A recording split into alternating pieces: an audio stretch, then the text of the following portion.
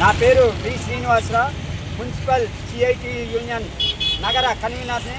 ఈరోజు గుంటూరు నగరపాలక సంస్థ ముందు మేము చెట్లు ఆకులు తింటూ బతకాలా అని రాష్ట్ర ప్రభుత్వాన్ని ప్రశ్నిస్తున్నాము. మాకు వచ్చే 15,000 జీతంలో ఈఎస్ఐ పిఎఫ్ కటింగ్ బోను 13,080 రూపాయలు వస్తున్నాయి. ఇది ఒక కుటుంబంలో 6 ఉంటారు, తల్లిదండ్రులు కానీ, 2 పిల్లలు కానీ, భార్యాభర్త కానీ. ఈ 6 వచ్చే 13,080 రూపాయలని పోషించుకోగలమా?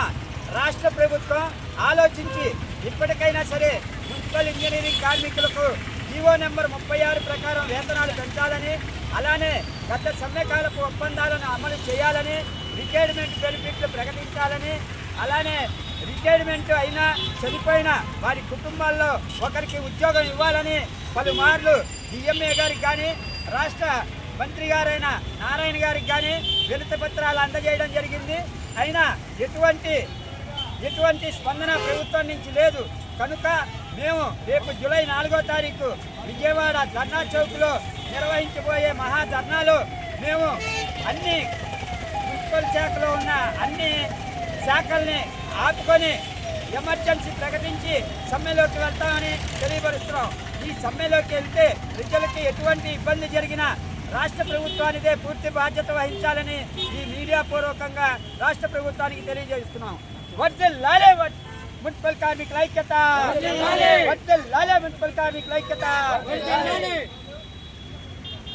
మున్సిపల్ ఇంజనీరింగ్ కార్మికుల జీతాలు పెంచాలని గత 6 సంవత్సరాలుగా ప్రభుత్వానికి విన్నవిస్తున్నప్పటికీ ప్రభుత్వం పట్టీ పట్టినట్టు వ్యవహరిస్తూ ఉంది.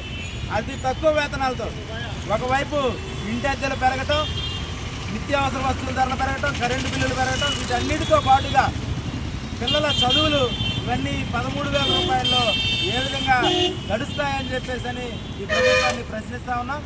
13,000 రూపాయలతో కుటుంబాలు గడవక ఆకులు అలమలు తిని బ్రతకాలా అని చెప్పేసి ప్రశ్నిస్తూ ఈరోజు ఈ నిరసన కార్యక్రమం తెలియజేయడం జరుగుతోంది. వెంటనే రాష్ట్ర ప్రభుత్వం మున్సిపల్ ఇంజనీరింగ్ కార్మికుల జీతాలను పెంచకపోతే 4వ తేదీన విజయవాడలో మహాధర్నా జరుగుతుంది. ఆ మహాధర్నాలో నిరవధిక సమ్మెకు రాష్ట్ర వ్యాప్తంగా నిరవధిక సమ్మె జరుగుతూ ఉంది. ఆ తర్వాత జరిగే పరిణామాలకు రాష్ట్ర ప్రభుత్వం బాధ్యత వహించవలసిందిగా హెచ్చరిస్తూ ఉంది.